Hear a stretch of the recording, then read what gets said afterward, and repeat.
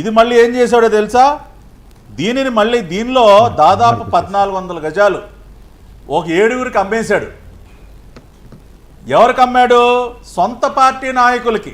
మళ్ళీ అమ్మింది కూడా వైసీపీ కార్పొరేటర్ చైతన్య రెడ్డికి చెందినటువంటి కుటుంబ సభ్యులు దుర్గాప్రసాద్, దుర్గా భవాని, సోముల వెంకటేశ్వరరావు, పడిగిపాటి సుబ్బారెడ్డి, పడిగపాటి బాలమ్మకు ఇట్లా ఒక 7గురికి 200 గజాలు చొప్పున ఒక 1400 గజాలు అమ్మేశాడు. ఓకే, చేసిందే తప్పు, మళ్ళీ దానికి సొంత పార్టీ వాళ్ళనే బలి చేశాడు. ఏమో వైసీపీ పొద్దు నుంచి కుక్కల్లాగా మురుగుతూ ఉన్నారు నాయకులు, వైసీపీ నాయకులు. ఏమో పేరుండాని ఇల్లు అడగవయ్యా, ఏంట్రా ఎదవా, సొంత పార్టీ వాళ్ళని ఎందుకు బలి చేసావరా, నువ్వు తప్పు చేయటం చాలక సొంత పార్టీ కార్పొరేటర్ని దేనికి బలి చేసావరా అని చెప్పి సన్నాసి అని ఇల్లు అడగవయ్యా, ఇల్లు అడుగు ఆ రోగి రమేష్ని.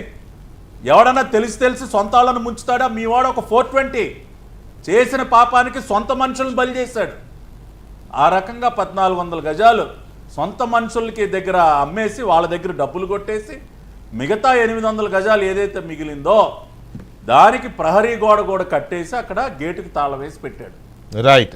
ఈ విషయాన్ని తెలిసి అగ్రిగోల్డ్ ఎవరైతే, ఒక్క నిమిషం పూర్తి చేస్తా ఉన్నా వీకే గారు, ఈ విషయం తెలిసి అగ్రిగోల్డ్ వాళ్ళు ఎవరైతే ఉన్నారో ఆ కుటుంబానికి చెందినటువంటి వాళ్ళు హైకోర్టుకు వెళితే హైకోర్టు దీనిపైన ఎంక్వైరీ చేయమని చెప్పటం, ఆ తర్వాత అధికారులు సిఐడి అధికారులు దీని మీద దృష్టి పెట్టడం, దాన్ని ఏసీపీకి అప్పచెప్పటం, ఏసీపీ అధికారులు వాళ్ళ విత్ ఆల్ డాక్యుమెంటెడ్ ఎవిడెన్స్ ఇవన్నీ తీసుకెళ్ళి రాజీవ్ని, జోగి రమేష్ బాబాయ్ని ఇద్దరిని వాళ్ళకి సంబంధించి కేసు నమోదు చేసి రాజీవ్ని అదుపులోకి తీసుకున్నారు.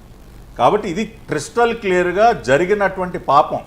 రోగి రమేష్ చేసినటువంటి స్కామ్, అగ్రిగోల్డ్ భూ కబ్జాకు సంబంధించి నేను వివరాలన్నీ మీ ద్వారా రాష్ట్ర ప్రజలకు తెలియజేశాను. రైట్. అయితే రోగి రమేష్ వాళ్ళ దీనికి ఏం జవాబు చెప్తాడు? అవును, ఏం జవాబు చెప్తాడు అనేది ఒకటి.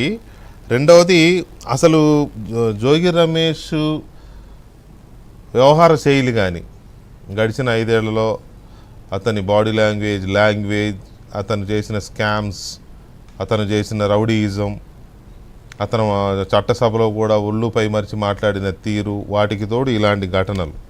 సో వీటన్నిటి మీద ఎవరైనా విమర్శించినా, ఎవరైనా ప్రశ్నించినా, లేకపోతే ఇట్లాంటి కేసు పెట్టినా ఇది కక్ష సాధింపు అవుతుందా, లేక అసలు ఇలాంటి వాళ్ళు శిక్షార్హులు అవుతారా కారా?